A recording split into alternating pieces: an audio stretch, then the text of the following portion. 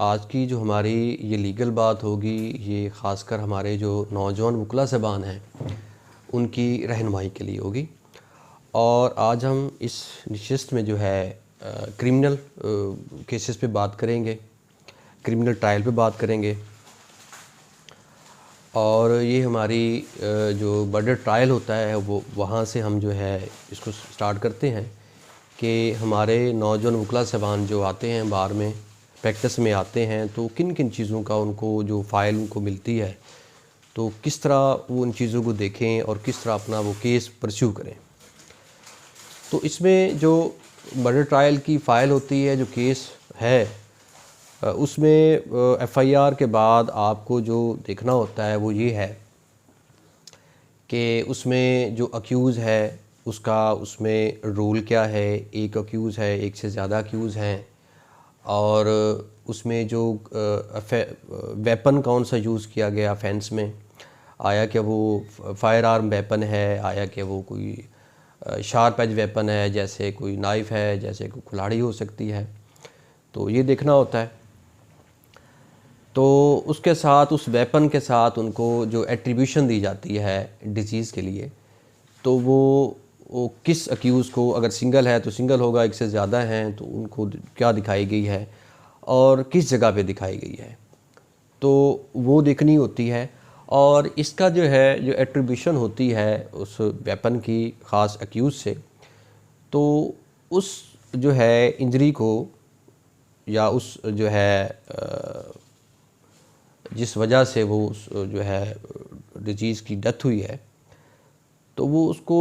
Medical के ज़रिए support होनी चाहिए, सपोर्ट मेडिकल कर रहा हो।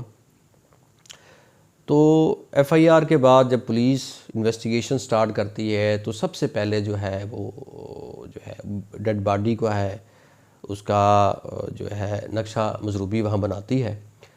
बना के उसको फिर वो हॉस्पिटल स्कॉट किया जाता है पुलिस के ज़रिए। तो वहाँ पे जो फिर एक जो है इंक्वेस्ट रिपोर्ट होती है, वही स्टोरी जो नरेट की जाती है क्राइम रिपोर्ट वाली इंक्वेस्ट रिपोर्ट में, ताकि जब मेडिकल ऑफिसर है उसको पता हो कि ये जो है एक स्टोरी है क्या। उसमें बेसिकली लॉजिक ये होता है कि ये ना हो कि एफआईआर बाद में लॉन्च कर दी जाए और जो है इंक्वेस्ट रिपोर्ट टाइम पे न दी जाए, तो फिर वो उस जो डॉक्टर जो भी बताए उस मेडिकल में, तो उस लिहाज से दोबारा फिर एफआईआर ना की जाए। तो इसलिए इंक्वेस्ट रिपोर्ट जो है वो देनी होती तक डॉक्टर्स के पास वहाँ गई हो कि एक्चुअली जो स्टोरी है क्या। तो वो उसके बाद डॉक्टर ने उस बॉडी का पोस्टमार्टम करना होता है, पोस्टमार्टम रिपोर्ट बनानी होती है, उसमें जो जितनी भी इंजरीज़ हैं वो दिखाना होता है, और उसमें जो काज ऑफ डेथ है वो उसने बतानी होती है।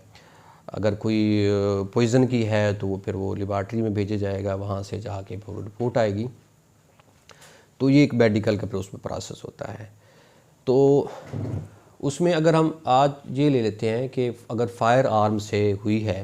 ताकि जो है ज़्यादा काज़ ऑफ डेथ को हम एक ही नशिस्त में डिस्कस करेंगे तो वो फिर समझने में थोड़ा सा मुश्किल होगी। तो अगर फायर आर्म से हुई है तो वो फिर जो है जो वहाँ से डॉक्टर ने जो है वो बताना है, फायर आर्म जो है उसकी साइज़ बताना होता है, उसका साइज़ क्या है उसके बाद अगर डिस्टेंस के हवाले से होता है कि वो ब्लैकनिंग और बर्निंग होती है, उसमें एक ख़ास डिस्टेंस है, ख़ास डिस्टेंस से ब्लैकनिंग और बर्निंग आती है, ज़्यादा से नहीं आती। वो 3 से 4 इंचेस का फासला हो 5 का, तो फिर ये ब्लैकनिंग और बर्निंग आती है। तो वो और डायमेंशन होता है, उससे ज़हर होता है कि आया कि जो फायर बुलेट है वो किस साइज़ की है, हो सकता है वो पेलेट्स हो सकता है वो जो है वो बुलेट हो, तो उससे साइज़ का जो है पता चलता है। तो फिर उसके बाद लोकेल ऑफ इंजरी होती है, कहाँ पे है वो मेडिकल बता रहा होता है। जो मैंने पहले बताया कि क्राइम रिपोर्ट में रोल एट्रीब्यूट जो किया जाता है कि किस अक्यूज़ ने, एक या एक से ज़्यादा थे, किस जगह पे मारा है, तो वो मेडिकल में पता चलता है कि आया उस जगह पे लगी भी है या नहीं लगी। तो उसके बाद जो है पोस्टमार्टम रिपोर्ट में डॉक्टर ने बताना होता है कि ये किस वजह से इसकी जो है मौत हुई है। तो पुलिस ने इसके साथ जो चीज़ की कलेक्शन करनी होती है एविडेंस की, पुलिस का काम है एविडेंस की कलेक्शन करके कोर्ट में सबमिट कराना। बाकी कोर्ट का काम है उन एविडेंस को देखते हुए कि आया कि वाकया ही ये इसने कत्ल किया है तो इसको सज़ा दी जाए, नहीं किया तो कुछ किया जाए। तो उसके साथ पुलिस ने, ये तो मेडिकल जो है हमारी एविडेंस है यहाँ तक की,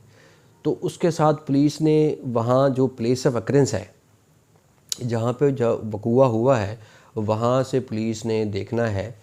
कि अगर वो वहाँ और लोग मौजूद थे, चश्मदीद वकूआ है, तो वहाँ फिर विटनेस होंगे, विटनेस बताएंगे कि मैं यहाँ ठहरा था और यहाँ पे ये अक्यूज़ था, यहाँ से इसने फायर मारा है और यहाँ पे डिजीज़ ठहरा था। तो सारा वहाँ पॉइंटेशन पे उनकी जो पुलिस ने बनाना होता है, वहाँ का प्लेस ऑफ अक्रेंस का नक्शा बनाना होता है। तो वो बड़ा इम्पोर्टेंट होता है क्योंकि वही स्टोरी में बताया जाता है कि फ़ासले भी वही आते हैं कि इस फासले पे जाके जो है ठहरा था तो वहाँ से फायर आर्म बनाया गया,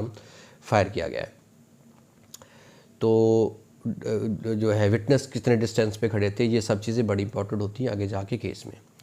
तो ये उसके बाद जो है जो जिस वेपन से फायर किया गया है, तो उसकी अगर वो 12 बोर है तो एक से ज़्यादा फायर किया गया है, एक था उसकी कैटरेज अगर बाहर निकली हैं तो वो पुलिस ने बतौर सबूत उठानी होती हैं। अगर वो कोई ऑटो वेपन था जो बाहर उसकी जो है केस इम्पटी केस निकलते रहे हैं, तो वो पुलिस ने जो है देखने होते हैं, वो कलेक्ट करने होते हैं बतौर सबूत, ताकि वो फिर जो है कैटरेज जो है उस वेपन, क्राइम वेपन के साथ मैच करने होते हैं कि यही कैटरेज जो है, इस कैटरेज से ये कैटरेज जो है उस क्राइम वेपन से फायर हुए हैं। तो उसके बाद जो वहाँ पे जो ब्लड होता है, ब्लड सॉइल, वो पुलिस उठाती है, वो उनको भेजती है आया कि ये ह्यूमन ब्लड है या किसी और चीज़ का ब्लड तो नहीं है। ये सारी एविडेंस जो है प्लेस ऑफ अक्रेंस से पुलिस ने कलेक्ट करनी होती है और उनको बाकायदा एक नंबर लगा के उनका फ़र्द मकबूज़गी बना के वो फ़ाइल का हिस्सा बनाती है, ताकि वो कोर्ट में पुलिस रिपोर्ट के साथ जो है उसको फिर जमा कराया जाए। तो उसके बाद बारी आती है कि जब वो अक्यूज़ पकड़ा जाता है मौके पे या बाद में पकड़ा जाए, तो उससे सबसे पहले इंटरोगेशन के साथ ये होता है कि उसकी जो क्राइम वेपन उसने यूज़ किया है उस क्राइम कमिट करने में, वो उससे रिकवर करके वो उस केस का हिस्सा बनाया जाए। तो इन्वेस्टिगेशन इसी से स्टार्ट होती है और उसके जो मोटिव है, मोटिव पे हो रही होती भी किस वजह से ये मर्डर किया गया है, किन हालात में किया गया है, उन पे इन्वेस्टिगेशन पुलिस करती है और वो लोकेलिटी से भी बदरियाफ़त करती रहती है, जो जो इन्वेस्टिगेशन को पहलू होते हैं उनको सब देखती है। तो उसके बाद जो है उससे अगर वेपन, क्राइम वेपन बरामद होता है तो वो जो भी प्लेस ऑफ रिकवरी होगी वहाँ पे जाके वो पुलिस रिकवर करती है और उस अक्यूज़ की पॉइंटेशन पर रिकवर करती है। तो उसका फिर जो है उसको उसका एक बाकायदा जो है वहाँ पे एक रिकवरी बनाई जाती है, उसकी रिकवरी मेमो बनाया जाता है। उस पे विटनेस जो होते हैं वो पुलिस वाले विटनेस भी हो सकते हैं, वो जो है लोकल विटनेस भी हो सकते हैं, या उस जो क्राइम रिपोर्ट में कंप्लेनेंट हैं जो उसके विटनेस है वो भी हो सकते हैं, जो साथ होंगे, जो साथ जाएंगे। तो पुलिस उनको स्टेटमेंट लिखेगी उनका, तो उसको बतौर जो है सबूत क्राइम रिपोर्ट के उसकी जो सारी बना के रिकवरी की मेमो बना के वो फिर उसे पुलिस का फ़ाइल का हिस्सा बनाया जाएगा, ताकि वो 173 रिपोर्ट के साथ कोर्ट में सबमिट किया जाए। और उसी जो पहले कैटरेज या किसी भी वेपन की जो कैटरेज पहले हुई थी वहाँ प्लेस ऑफ अक्रेंस से ली थी, पुलिस ने कलेक्ट की थी, उनको पहले ही भेजा जाता है PFA रिपोर्ट में, ताकि वो चली जाएं।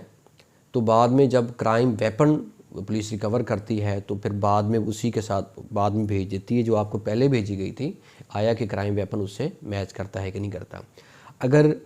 ऐसा भी होता है, काफ़ी केसेस में इक्विटल हो जाती है इसी बात पे भी कि जो कैटरेज है वो रख ली गई हैं, तो जब क्राइम वेपन मिला है तो उसके साथ भेजी गई हैं, तो उसका कोई फ़ायदा नहीं होता। PFA रिपोर्ट अगर मैच भी कर जाए तो वो तो बज़ाहिर ही लग रहा होता है कि ये प्लांट की गई हैं। तो इसमें जब